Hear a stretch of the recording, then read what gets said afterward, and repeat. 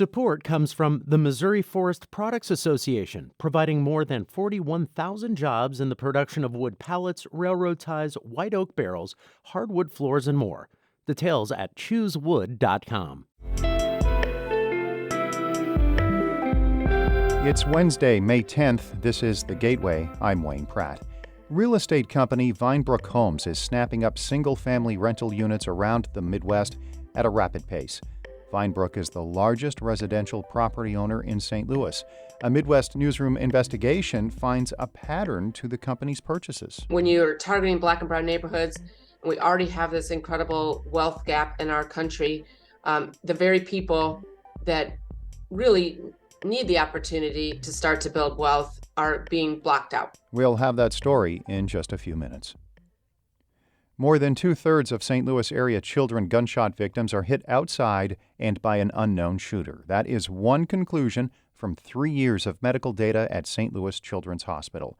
Dr. Mary Beth Bernardin is the study's lead researcher. She says the information shows a need to better understand the nature of gun violence against children and where it occurs. There needs to be a balance also and a focus on these communities and an investment in these communities that are so heavily affected by gun violence. Bernardin was a guest on St. Louis on the Air. She says fewer than 15% of the children were victims of intentional assaults. Another round of testing by the U.S. Army Corps of Engineers suggests Jana Elementary is safe from radioactivity. The Corps says the report builds on results from earlier studies and confirms there are no areas of contamination concerns at the school. Another report is expected early next month. The Hazelwood School District has closed Jana Elementary and spread students among 5 other schools. That came after testing results from a private contractor found high radiation levels on the property. There is a renewed effort to legalize sports betting in Missouri. Legislators have added it to a taxation bill which passed the House yesterday. The Missouri Independent reports the package includes a 15% tax on net casino revenue from betting. The measure could face a tough road in the Senate. Senator Denny Hoskins says he has concerns with changes by members of the House. He adds more negotiation is needed before it can come up for another Senate vote. Sports wagering has previously stalled in that chamber because many members also want to legalize video lottery games at truck stops.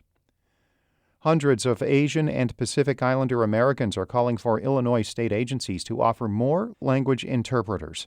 There is a proposal in Springfield to create a language access and equity division in the governor's office. Anushka Gupta is with Asian Americans Advancing Justice in Chicago. We saw during the pandemic how many immigrant communities and Asian American communities face barriers to accessing public services, and that burden really fell on community-based organizations.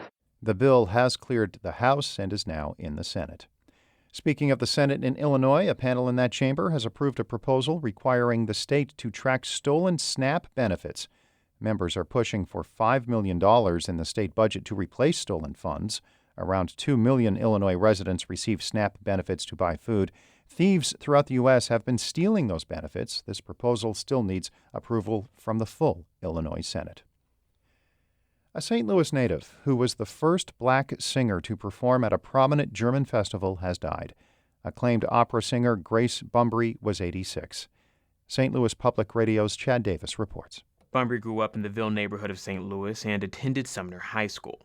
She won a scholarship to the then St. Louis Institute of Music, but was prevented from attending classes because she was black. She tore down racial barriers and got her big break at 23, performing in Giuseppe Verdi's Aida at the Paris Opera House.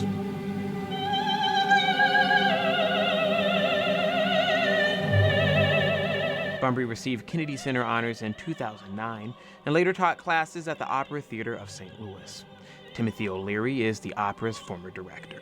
She was committed to making a difference, and the way she did it was through this handing down of her own wisdom and experience to the young people of today. Bumbry died in Vienna, Austria. I'm Chad Davis, St. Louis Public Radio.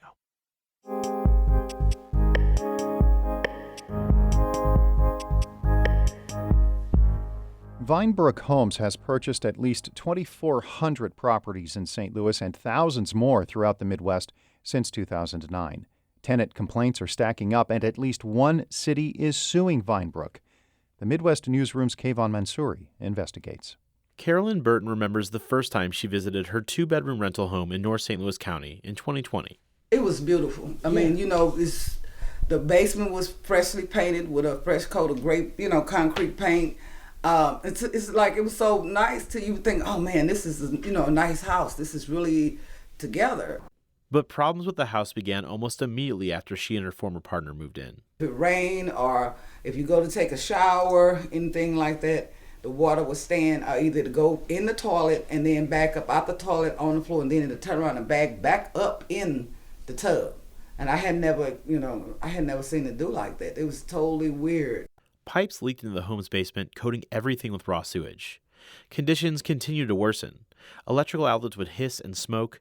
Vents expelled hot air in the summer and cold air in the winter. Burton says she notified landlord VineBrook Homes for months with no answers or fixes. And when workers finally did come, they couldn't fix the problems or were sent for unrequested repairs. The company later evicted Burton after she fell behind on rent. She says her monthly rental payment rose with a variety of fees tacked on by VineBrook. I felt totally helpless, just totally drained, just totally scared. Ohio-based VineBrook Homes is bankrolled by individual investors. The company owns more than 27,000 properties across the country, including in St. Louis, Kansas City, and Omaha. Nearly 4,000 VineBrook single-family homes can be found just within those three cities. Current and former VineBrook tenants in the St. Louis area tell similar stories to Burton's. Indeed, court filings and Better Business Bureau complaints paint a picture of aggressive rent collections, slow maintenance on properties, and threats of eviction.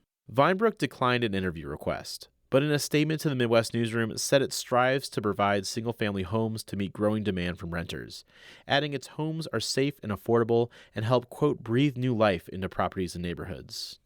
Elsewhere, accusations from tenants landed VineBrook in court. In early 2023, the city of Cincinnati sued VineBrook, accusing the company of violating the Ohio Landlord-Tenant Act and the city's municipal codes. We've got renters paying too much, subject to eviction in what I would call substandard property.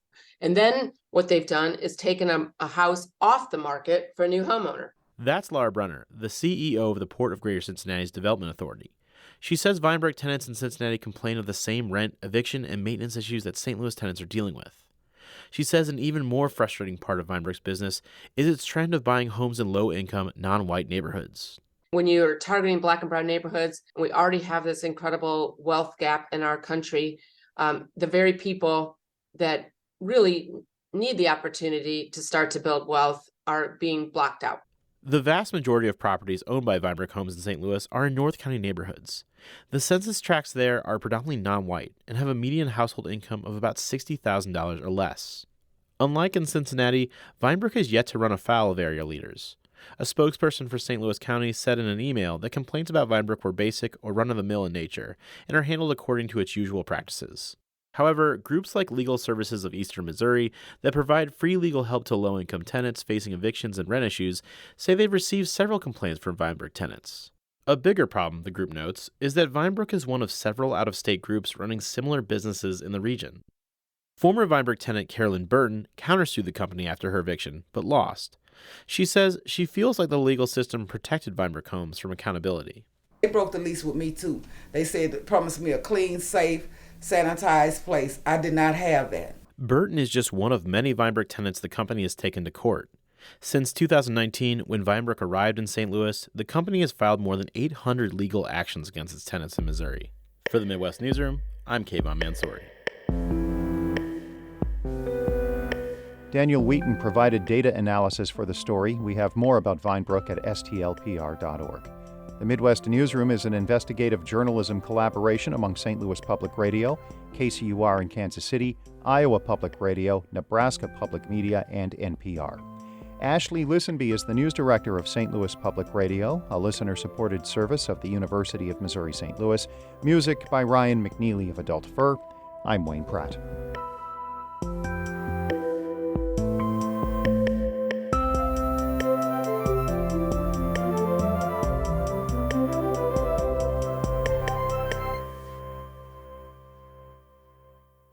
Support comes from Missouri Forest Products Association, committed to sustainable and sound conservation of the state's forests, which support more than 41,000 Missouri jobs, resulting in a $10 billion industry.